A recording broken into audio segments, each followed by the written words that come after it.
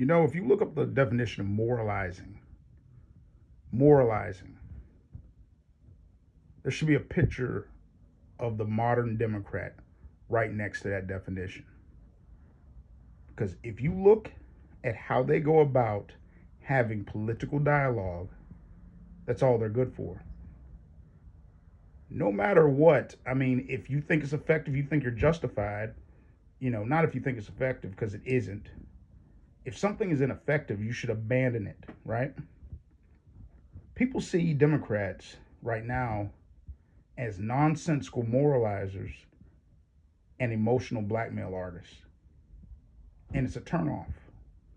It's actually a turnoff. And I don't know who they're getting their political cues from, who they're listening to, who's giving them advice on how to conduct a political campaign, but they ought to fire all of them. They ought to get rid of them, because I'm going to tell you something. If you look at what's going on with this election and how they're losing every single group, they're not losing. I mean, they're losing them in a sense that they're not voting in critical mass in the way that's necessary. Like, they're losing a critical mass of black voters, Hispanic voters, and mainly that's because moralizing doesn't work, right? And that's almost exclusively what they're engaging in, because let's be honest, the status quo hasn't changed in this country politically since Obama, right? And he was a one-trick pony. They might as well quit rolling him out. But again, if you look at what the Democrats are doing, if you look at how they behave online, their rhetoric, how they address people that dare to disagree with them, these people have a paralyzingly unsophisticated view of anyone that disagrees with them, which cannot help you. Let me tell you something. If you walked around thinking that anyone you disagreed with was just some kind of bumbling idiot, I don't know why you would leave the house. I don't know why you would live in the house, for fear it would collapse in on you because somebody who disagreed with you built it. That's how these people approach the world.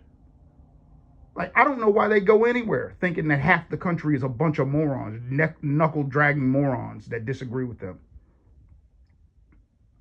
Why would you get any work done on your car? Anything? I just don't understand why you would like walk under like buildings, walk under shelves, and think that there's a solid chance that somebody you disagree with, who you view as some kind of bumbling, drooling moron, put it up, or you're gonna be out, like, just out and about around just racist, misogynist psychopaths. That must be a hell of a way to live.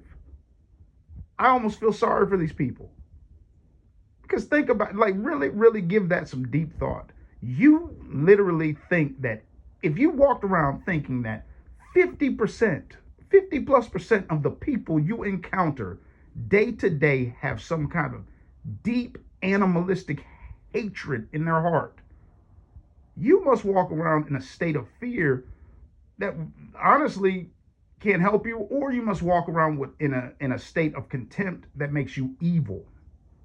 Which really, I'm starting to see that I think Democrats, a lot of them, have allowed Trump derangement syndrome to cause them to kind of be evil. There's no way that we shouldn't be able to talk and dialogue civilly about politics, and they get as crazy as they do, because honestly, that's who is crazy right now when it comes to political dialogue, because it's just that they're in a state where they're just projecting onto everybody else what they actually are, what they actually do.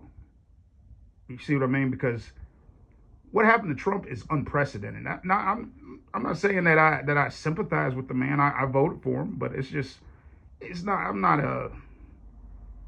not some hardcore MAGA supporter that thinks he's 100% innocent. But I also know that politicians aren't innocent either.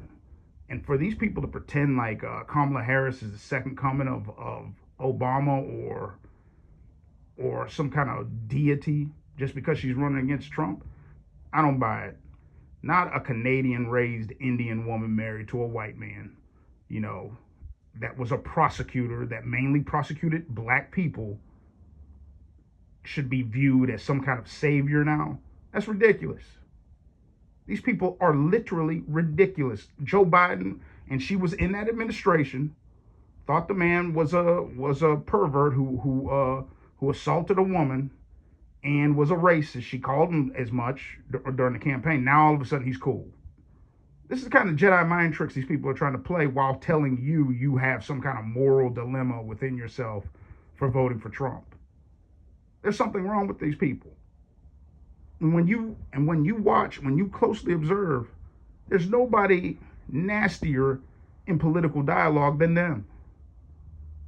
And they just say that Trump supporters are being wicked, being evil, saying ugly things. There is nobody more smug, more condescending, more patronizing than Democrats right now. The hardcore Democrats. Because honestly, the only Democrat I've ever seen, well, there's two of them. I don't know if Andrew Cuomo is a Democrat, but the only Democrat I've ever seen have a reasonable explanation for Trump and why people support him is Bill Maher. And the Democrats, after this loss in this election, because groceries, rent, car repossessions, evictions, and all this, that's the reason they're going to lose, because all that stuff is at record numbers. So after they lose this election, because like a lot of black people I know are bummed out economically, because like I said, you hear some people say it, that, you know, people are spending way more money than they were under Trump for goods and services. And that's undeniable. Now, whatever you want to say is the reason, that, you know, that's your bag. But almost people know is that I was doing good then, I'm not so much now, I ain't in the mood to vote.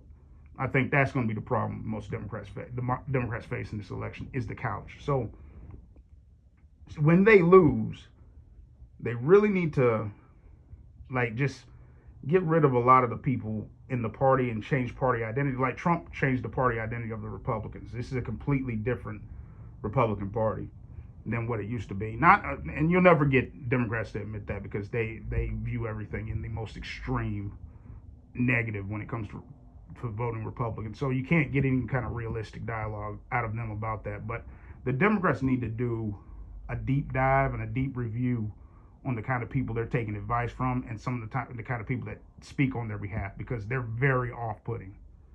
They're very off-putting people, especially as an African American. I can say this, especially black folks, when they talk about politics, because there's no group of people that get more personal, that go lower, that are more you just can't even talk to them, than African Americans when it comes to politics. So, like I said, man, the Democrats really need to do a deep dive on strategy when they lose this election by a landslide, because you got people in Pennsylvania running Trump ads that are Democrats, because they already know what's up. So again, like I said, just something I noticed, like the moralizing of the left is getting old to like the regular everyday American. It's old. They really need to get away from this. They need to get away from the yuppies and get some more regular people in there, like James Carville. They need to call those folks back. You know, get some advice from Clinton and Bill Maher or something like that, because this ain't working. These people are totally unappealing to the average American. If it wasn't for Social Security and Medicaid and the threat that the old school Republicans posed to it, they never win an election. Never. So they have the illusion of power because they have a captured audience. So again, like I said, Democrats really got to get rid of these folks and change the tone, change the way they address people that disagree with them. Because this party, I don't like a single party being dominant, but the way it's going, it's looking like the Republicans are going to be pretty dominant from here to come. Like I said, like, share, subscribe. Thanks for listening.